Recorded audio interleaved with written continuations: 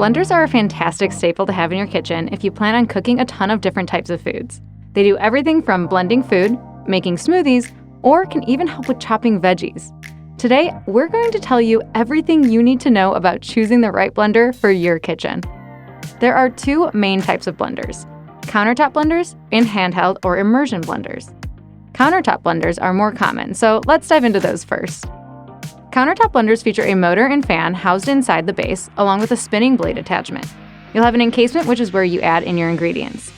They include a removable lid as well. Wattage ranges between 300 and 1,000 watts usually, but you can find higher ones occasionally. Typically 450 to 500 watts is sufficient enough for everyday blending. There are 3 different types of countertop blenders to choose from. The premium or high-performance blenders can do more than a conventional blender, like make nut butters or serve hot soup. Conventional blenders are less expensive than premium blenders and are great for lower intensity blending, like making milkshakes. Impersonal blenders are perfect for people on the go that want to take their smoothies with them. These usually have a mixing container that doubles as a travel cup, so you can blend and bounce. They're not intended for intense blending, however. Most countertop blenders feature a control panel on the base and give you the option of selecting different settings based on what you're making. Normally, at a minimum, you'll get 3 speeds to choose from, but some can have as many as 17 different settings. A couple common settings are mix, puree, stir, chop, and liquefy. A pulse setting is an added bonus because you have to push the button manually to make the blender pulse, which gives you more precision on your blending. And some high-performance blenders come with pre-programmed settings for things like smoothies or hot soup. There are a few different types of controls on blenders. Touchpad controls are the easiest to clean. Push buttons are able to switch quickly from one speed to the next, but are harder to clean because of their crevices. Dial controls wipe down easily, and you can change speed by spinning the dial to your desired setting.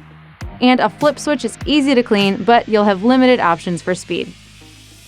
When it comes to the container, plastic ones are lightweight and less prone to breaking than glass ones. The downside to plastic containers, however, is they can absorb odors and stains, so you just want to make sure you're cleaning it right after use. Regardless of material, we'd suggest looking for a container with a wide mouth. This will make adding ingredients and cleanup so much easier. We'd also recommend one with volume measurements marked on the sides. This takes the guesswork out of portions, which for us is key. Then we've got size. When you're choosing a blender, consider the height between your countertops and the bottom of your cabinets, since this is most likely where you'll be storing it. Typically, the height between is about 20 to 22 inches. You want to make sure whichever model you choose leaves enough space to take the lid off the top, insert your ingredients, and remove the container from the base. A model under 17 inches should do the trick, but just be sure to measure before purchasing. Also, think about storage if you won't be storing on the countertop. Immersion blenders, which we'll talk about next, will fit easily into a drawer, while your countertop blenders definitely will not. Personal blenders are fairly compact, so you can probably store them easily in your cabinets. Also, some hybrid models include multiple mixing containers, so keep this in mind when thinking about storage space. Don't worry, we didn't forget about our favorite consideration: price. You can get a plastic personal blender for as little as $30, or if you're in the mood to splurge, you can spend upwards of $500 for a multifunction premium glass blender. These can have Bluetooth or even food processor options. As you can probably guess, the higher the price, the better functionality, versatility, and performance.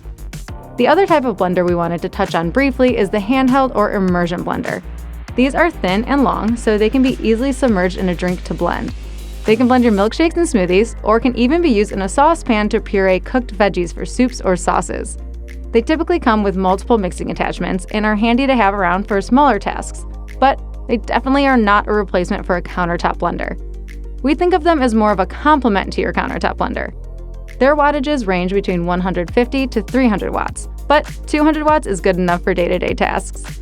If you have any questions about blenders or the ones we carry here at Apt, please reach out to us by phone, email, or chat with one of our experts online. We're always happy to help.